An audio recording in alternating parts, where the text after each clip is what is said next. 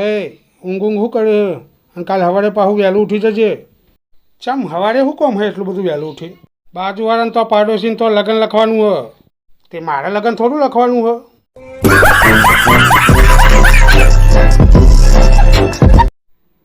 ચમ આટલો બધો ઉદાસ છે ભાઈ? 1000 રૂપિયા ઉછીના આપનો ભાઈ.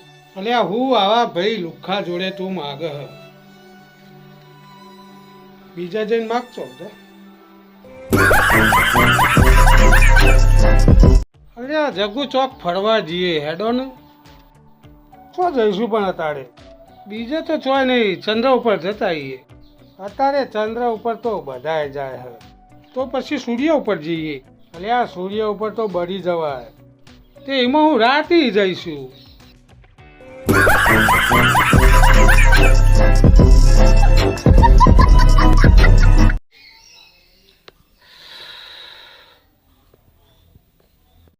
શું થયું લે રઘુ? આ વખો મેળવ્યું બધું બબ્બે દેખાય હે.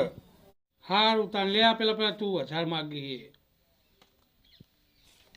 મને ખબર હતી કે તું આવું જ કરે, એટલે આવું 500 રહ્યા. મને બધું કમ્પ્લીટ જ દેખાય.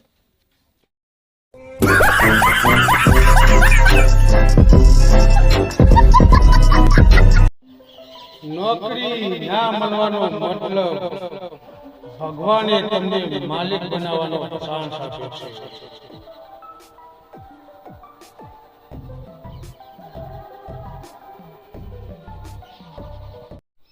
અલ્યા જગુ, આપણા સ્કૂલમાં પેલી છોરી ભણતી હતી, પાછળ બેસતી હતી, ખબર છે છેલ્લે? એ તારો નંબર માગતી હતી. આપી દે વગર કીધે મારો નંબર તો.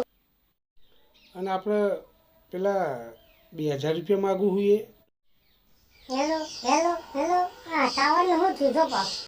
એ તો એમ કહેતો તો પેલી છોકરી નંબર માગ હ, અને આપણે પેલા 2000 રૂપિયા. અરે જો પાછો ટાવર જતો રહ્યો મારો. પૈસા માગું એટલે જ ટાવર જતો રહે. બાપા કાલ તો પિક્ચર જોવા જ્યો નીકળે, બહુ તમારી યાદ આવી હો. શું વાત કરે, મારી યાદ આવી? સારું કહેવાય.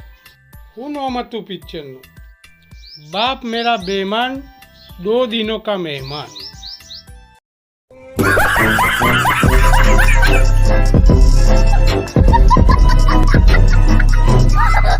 બોલો બેટા, શું થાય છે? કેમ દવાખાને આવવું પડ્યું? સાહેબ, પેટમાં દુખાય છે, છાતીમાં બળતરા બળસ, માથું ઓછું દુખે છે.